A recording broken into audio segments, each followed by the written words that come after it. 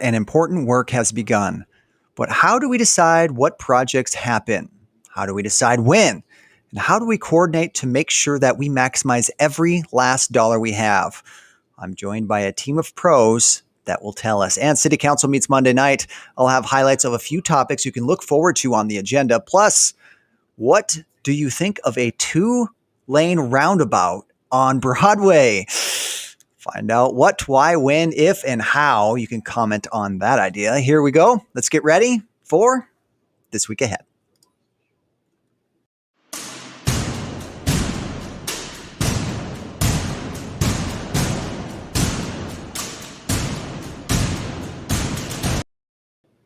All right, what's that old idiom? It's not the destination, it's the journey.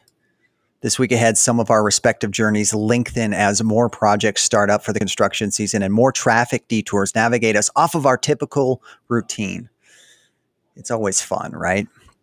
While it's easy for us to Monday morning quarterback frustrating detours or maddening traffic delays throughout the city, we rarely ever consider the amount of coordination, the amount of study, effort, and decision-making that needs to happen, oftentimes years in advance, all to get us to the point of just breaking ground on a project.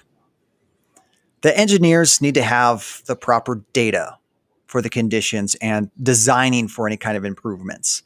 Timelines need to be considered. We need to have funding sources. Public works engineers, they need to plan any underground maintenance or talk about potential operational impacts for any kind of new designs we may have across the city. Traffic engineers, they need to figure out the best way, time, and place to redirect us around all of the work that's happening. It can be very complicated, it's tedious, but it's what they do. The planning effort on projects like, say, Burdick Expressway Rehab Project has more layers to it than what really even I understand. It was planned about 5 years ago, budgeted 18 months ago. The detours our team in engineering and public works had to take on their journey for this project alone would drive most of us mad. But that planning, that level of detail, despite how imperfect it may seem to us, is that journey that gets us all to the desired destination, which is a smoother drive, or water we want flowing in our homes coming in, water we don't want in flowing out. Knowing where we want to be is easy. Getting there is where our team comes in. Well, speaking of that team, I want to bring them in. A full team, in fact. We have, the cogs of the wheel that really get our city infrastructure going. Some of the cogs anyway. It's a whole team. Joining us now is Assistant Engineer Emily Hiddle, Project Engineer Jesse Berg. They're back for an encore this week. Also joining us is Public Works Project Engineer Ben Koffel, and the guy you can direct all of that hate mail to for all the detours across the city. That's Stefan Jers. He joins us as well. Oh boy, the room is full. Thanks everyone for joining me today. Thanks, Derek. Thank you, Derek. Thanks, Derek. Okay. We got a lot of people here. I want to keep the conversation flowing, but if you have something to say on a topic, just let it all out. This is a safe space, guys, okay? We're going to try to outline what your world is like in about 15 minutes, so I hope each one of you are ready. Let's begin by sort of talking about the process of determining which projects may happen in a given year. Emily, let's start with you. As the assistant engineer, how do you and the engineering team sort of determine what gets done this year, what needs to wait, how long can we wait on it? What's the decision-making process that puts whatever project's in front of us first, and what's that like? How does that work for us? Yeah, so, we're usually not deciding like what is going to happen this year or next year on especially some of the bigger projects. We're talking about what's happening 5 years from now, because as you had mentioned, especially on the big projects, we have to schedule that far out. On the engineering side of things, the first thing we're looking at is the roadway conditions. We have, our PCIs of the pavements, which we've talked with you about before. Looking at those and seeing which roads have that declining pavement condition that we're going to need to get in and do something with. So we start prioritizing based on that.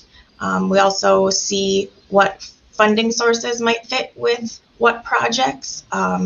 For just our chip seal and our patching and things like that, we're using our city of Minot dollars on our annual maintenance things. When we get into some of the bigger projects, and especially the reconstructions, we're trying to take advantage of as many opportunities as we can to use state and federal funding when that's available.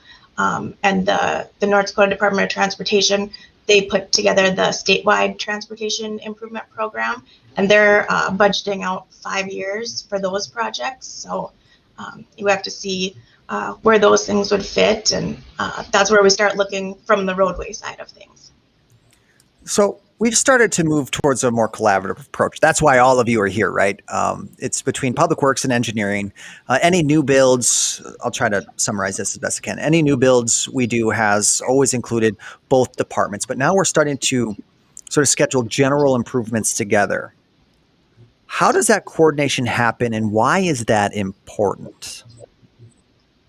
Yeah, so I would say it's a very iterative process. It's not like we don't have one coordination meeting a year.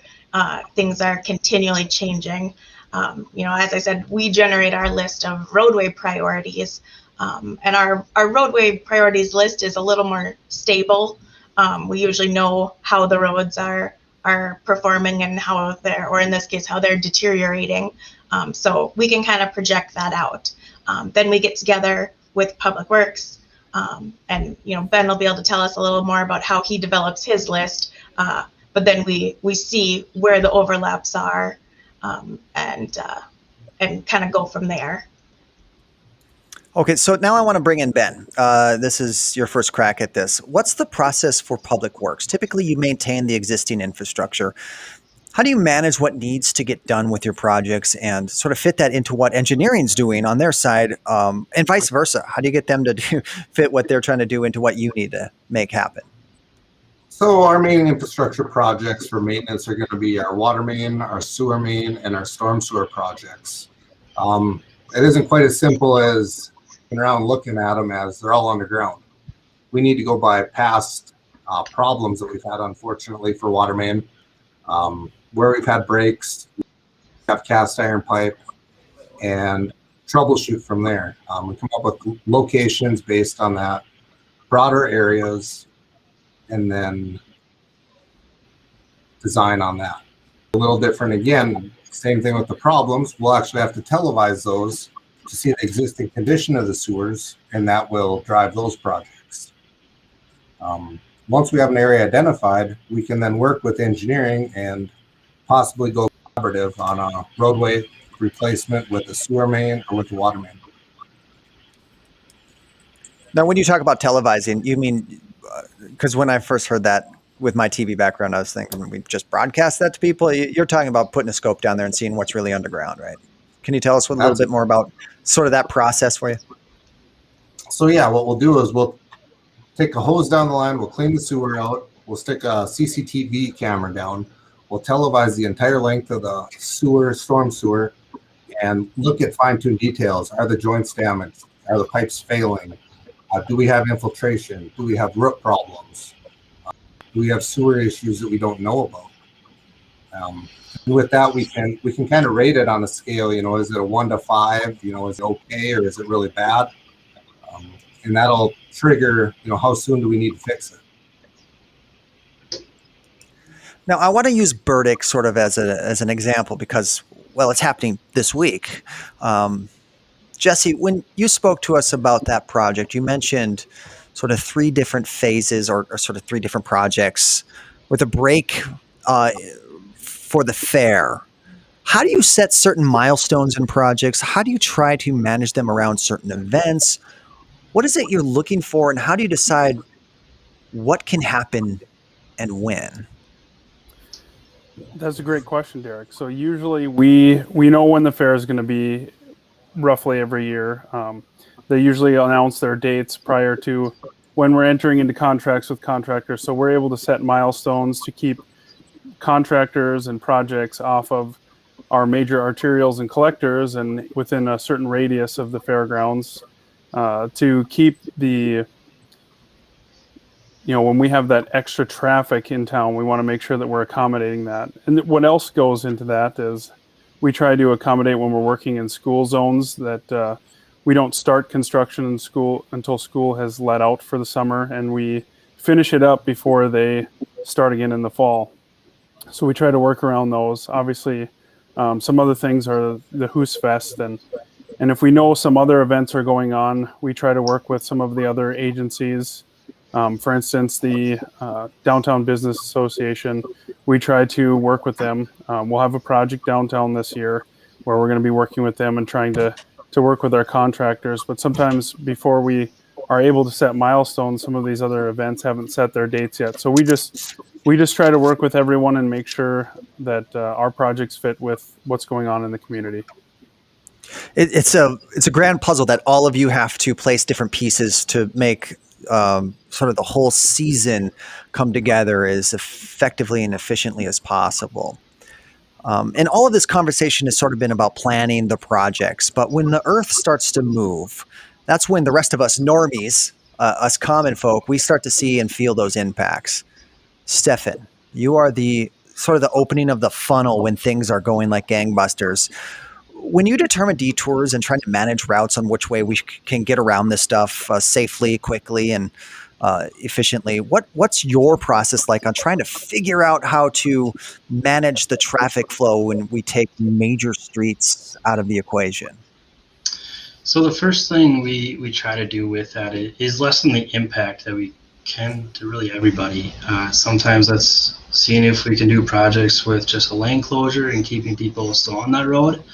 Other times it's how do we detour them off the road. So it's kind of that balance act with projects like that.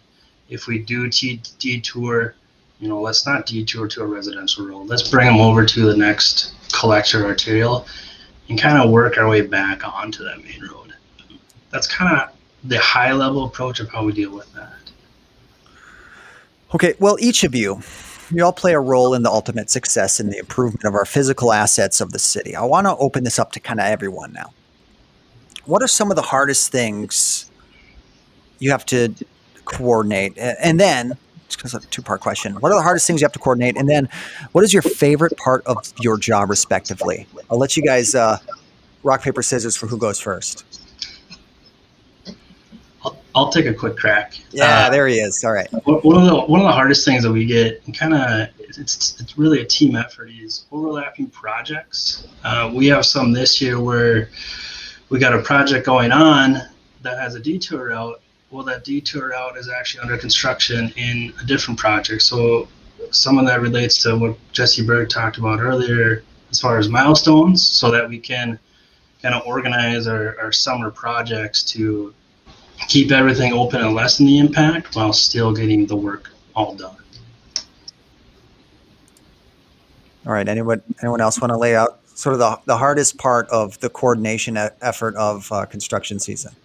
I think one of the hardest things, or maybe most frustrating, is there are some aspects of it that are just going to be outside of our control. So regardless of how well we've coordinated and how much information we've crunched to come up with what we think is the best plan, there could be a time where there's a water main break under a road that we just paved last year. Obviously, it's an emergency. You go, you fix the water break. We all feel really bad seeing a new road get cut into. But sometimes that sort of stuff is outside of our control. Maybe there was no known reason that water main would have had that happen. So as much planning as we do, we're still going to have some instances of that type of thing. But I think that we're definitely making strides towards minimizing those ones that are outside of our control. I'll piggyback off what Emily said there. The unknowns definitely are the biggest and pain in the butt type of thing we run into. There's utilities that we don't know about. There's breaks that happen. There's weather that happens. Typically can delay projects a week, 2 weeks, or longer. As we just had this shot of snow here recently, it may have been a part of what pushed verdict back here all Wednesday. and then working with those unknowns. It pushes projects into one another, and we have to coordinate through that. Jess, you got anything for us? Anything new to add? Maybe. Yeah, I guess for me, the most challenging, most difficult thing is trying to make sure that we're addressing the network as a whole, while also, making sure that we're improving that network. So we have to do a lot of those analysis, make sure we're putting the right project to the right place when for the budget that we have. So that may not mean that every road gets to get worked on. And I feel for those, people who have a road where it's just in our backlog. It's one of those areas that it's too expensive to reconstruct right now. It's got to be one of those projects that's, based on funding, could be 5-10 years out yet. And we're just not able to get to that. So we have to kind of give them this stop gap or patch answer, and it's continuous in some locations. That's the same way in my neighborhood. It's continuous patching, and it's been that way since I've lived here. So it's just one of those things. We try to maintain the roads that are good, keep those in good condition, so that it doesn't get out of hand, and we get to a couple of those worst areas a year, but there's just so many of those that we're not able to get to it. So it's difficult to try and manage our network as a whole and try and make some of those decisions while trying to keep the roads that are good within the network, or the roads that are fair within the network, bring those back to good, while also trying to nickel and dime off some of those bad roads. But we just don't have the budget to do that, so we have to find creative ways to do that, and it can be challenging. All right, those were all some challenges. How about favorite parts of your respective jobs? There's got to be some of those challenges have to be fun, but what else? What do you dig most when you come to work in the morning? I guess I'll lead off. Yeah, some of those challenges are fun, Derek. The big projects, the glorified coming in and rebuilding projects. It's very exciting to be involved in those when you're really fixing everything from A to Z. You're getting into a neighborhood and you're fixing if there's any utility issues, if there's any drainage issues, if there's pavement issues. Go in, fix everything, and then the next spring or so, when grass is really truly established and you get to drive through that area and see the impact that you've made to that neighborhood. That's what's exciting for me.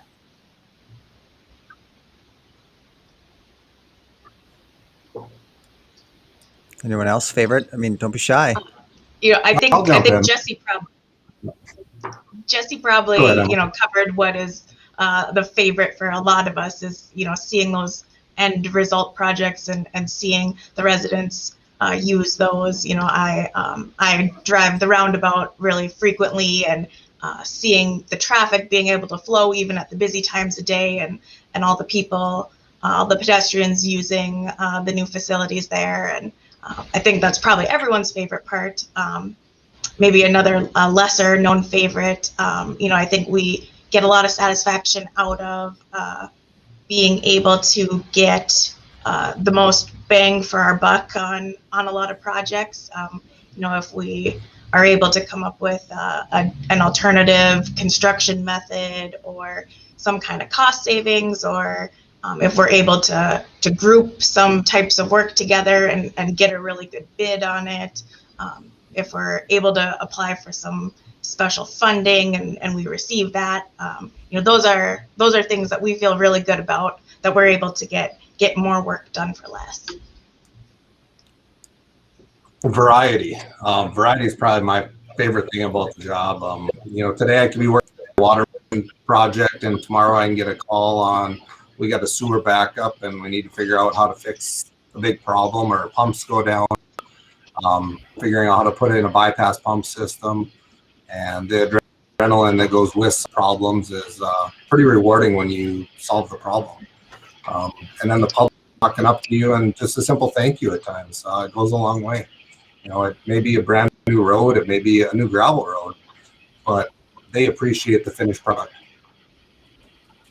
Of course, Ben Koffel, always the public servant. Just happy to be acknowledged. Great. Anything else, you guys? Anything you think the people should know about sort of the process of conception to reality when we start to build some major pieces of infrastructure throughout our city?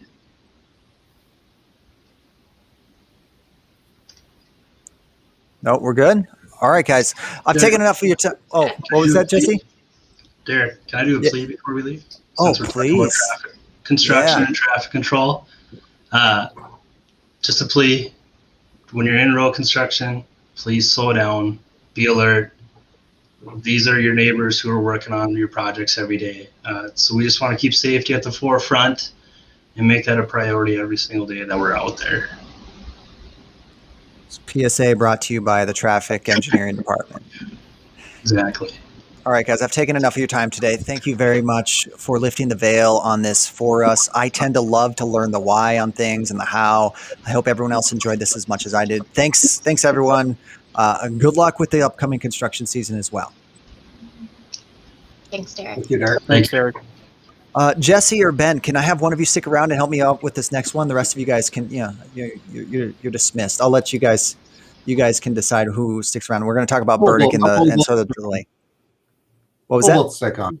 We'll both stay Okay, on. that'll be perfect. I appreciate that, guys. Again, if you want to know what kind of projects we have coming up this year, you can go to minetnd.org/projects. You can get a whole interactive map. You can see what's in your neighborhood. You can see what's happening all across the street. It's a really great tool for anybody who wants to see what's happening this construction season. Now, we mentioned that we're getting construction season off the ground, but that expected start of that Burdick construction project has been moved back just a few days due to our much needed moisture, mind you. The Monday expected start date for work has been pushed back a little to Wednesday. Guys, any kind of major impacts for this timeline at all? I don't see a major impact to this timeline.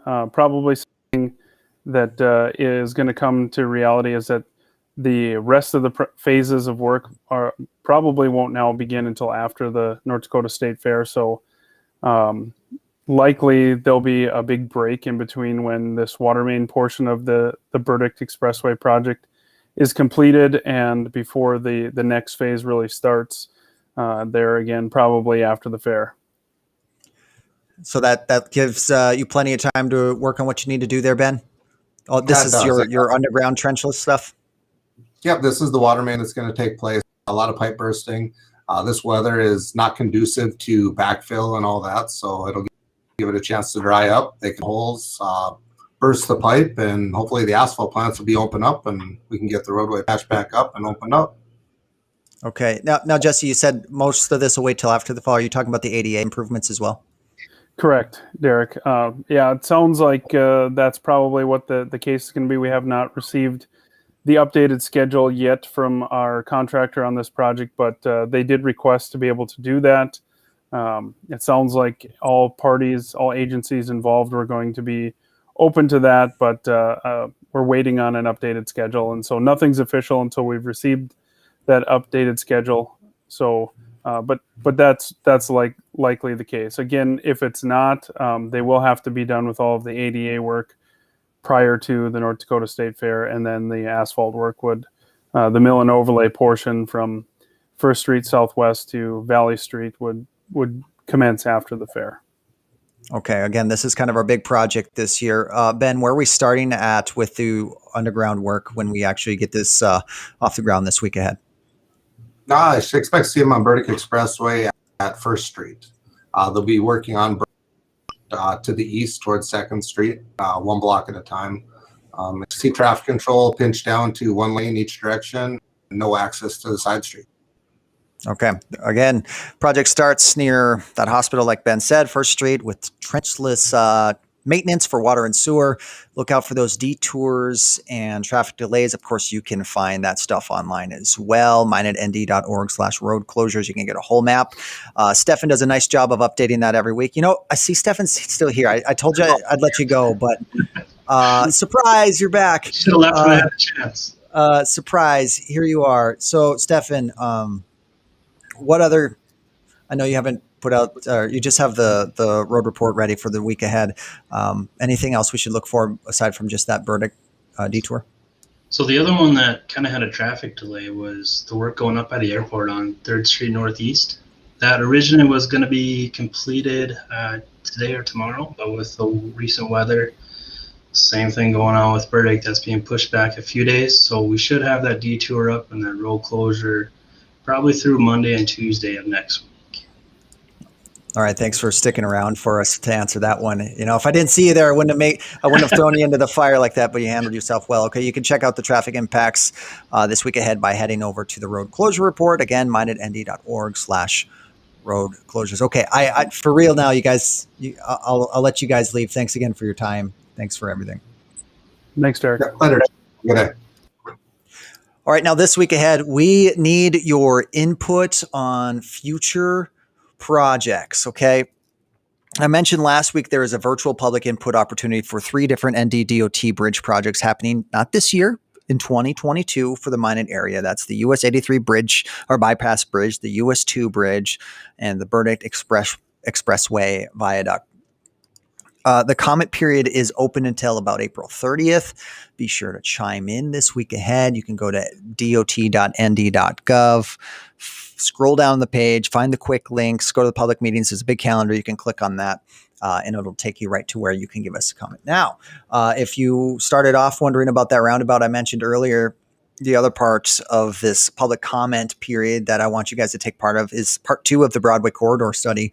We're looking at Broadway from north to south, a whole sort of audit of that really important road that runs right through the heart of Minot. But there are a few very important aspects we need you to comment on. That starts on Monday. Among those are, future pedestrian bike facilities on South Broadway and the potential of the state's first 2-lane roundabout. I'm just the messenger, everyone. Of course, your input is incredibly important to this process. Get all the details.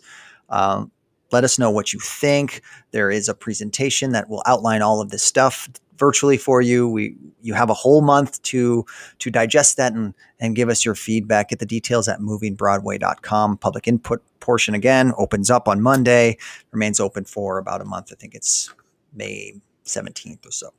Now, coming up this week ahead, City Council convenes once more for the second regular scheduled meeting of April. This meeting, it diverges a little bit from what we got used to there for a little bit. Typically, we had some light agendas. This one is a lot heavier on the conversation. Here's a few things you may be interested in.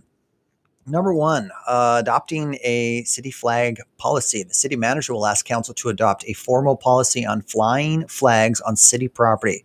4 alternatives are being presented to council. One that is adopt a policy that limits flags on city property to the U.S. flag, state flag, city flag. Number 2, dedicate a free speech zone.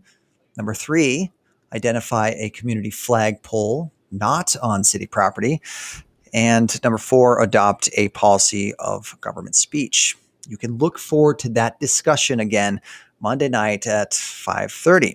Along with that discussion, project, yet another great project coming from our community development department. If you were paying attention last meeting, we learned about a parklet and streetery program that has been very popular, at least on social media. This time, we will hear about a wayfinding signage system across the Magic City. It's a project that was studied back in 2019 and was part of an Economic Development Commission study as a potential boon for development and commerce. Full details of this will be discussed on Monday for signage that will direct people to certain focal points across town. According to the memo, it has a price tag of about $70,000, and the council will hear more on that, as will you. Monday night, make sure you tune in. You can find the full agenda at the Agenda Center on our website, mindednd.org/Agenda Center, and we'll be live Monday night, of course, at 5:30 on Facebook, on YouTube, as well as Midco Public Access Channel 19. Okay, that's going to do it for me today on This Week Ahead. Thanks again so much for joining me. I appreciate you making time for me every Sunday. Don't forget, we still do have rapid COVID screening twice a week, Mondays 8 to 2 and Tuesdays 2 to 7. You want to go to testreg.nd.gov to pre-register for that. Now, next week, I'll be bringing in our Public Works Director, Dan Jonason. Now, I get a ton of questions about flood control and the immediate future of it. What's next? When will we be protected from rising waters, et cetera, et cetera. He'll join me next week and help answer some of those questions for you. So I look forward to talking to him about that. We'll get it detailed. We have a little bit more clarity after the legislative session gets closer to wind down, and some funding issues are decided and tackled. Now, before I go, I'd love it if you can just give us a tiny bit of your feedback. Takes about 2 minutes on a survey at minetnd.org/minetpio. We want to know your thoughts of our communication efforts as a city. Are you getting what you want from us? Where are you getting it? Where do you want to get it? How are we doing? Let us know. Tell me if this program, for example, is valuable to you, or if I should, look for other avenues and what those avenues may be. And as always, please make sure to find us on all your favorite social media platforms. You can find us at City of Minot just about everywhere. We're there. Trying to be where you are. And maybe the best thing you could do is share our stuff with friends and neighbors and make sure they're getting our information. That helps us spread the word, and it really helps everybody understand more about their local government. Thanks again for joining me. It's been a real treat. I look forward to talking to you again next week, but until then, have yourself a great this week ahead.